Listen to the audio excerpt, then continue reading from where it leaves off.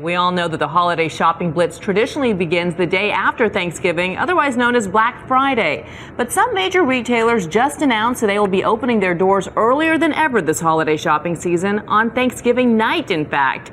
And not everyone is taking the news so well. Some employees are up in arms about giving up one of their favorite holidays.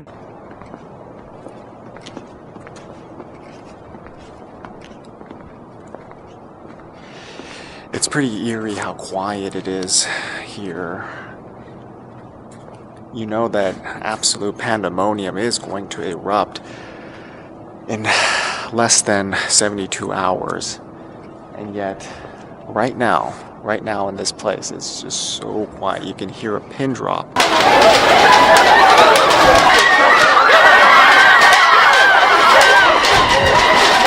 You can hear the sound of your own voice, which is very uncomfortable. It almost makes you feel like somebody is watching you and hearing every word that you say.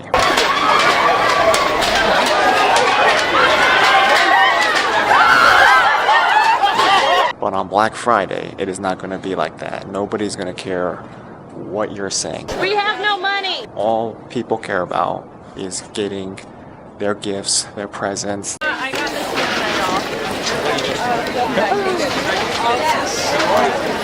Oh my gosh, this is crazy. The latest flat screen TV. We got the double screen, we got the single screens down there, and we do have a single screen right there. The latest video game.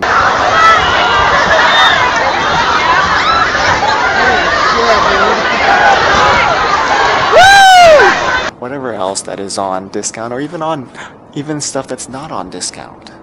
That's the whole aura and the madness of Black Friday. People will literally kill each other just to get something because pop culture demands it.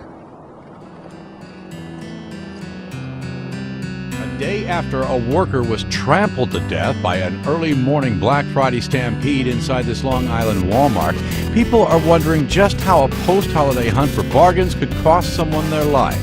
It was just total mayhem. This woman was inside the store. She says the 34-year-old worker could not survive the crush of humanity when the pre-dawn blitz line made its way through the doors. He was trying to control the crowd.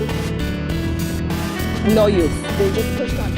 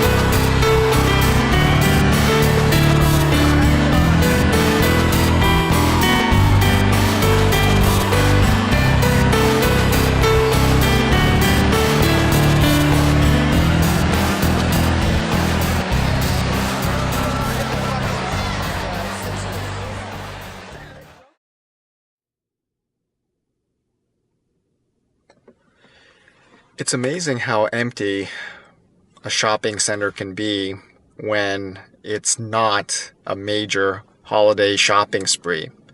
But when it comes to Black Friday, everything changes. The mentality changes. The whole ambiance becomes far more aggressive, far more volatile.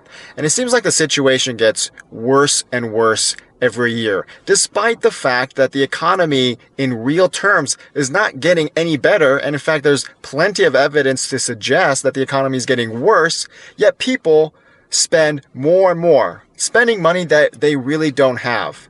And it's one of the startling elements of the American lifestyle and the American bravado that goes against every bit of sound financial logic.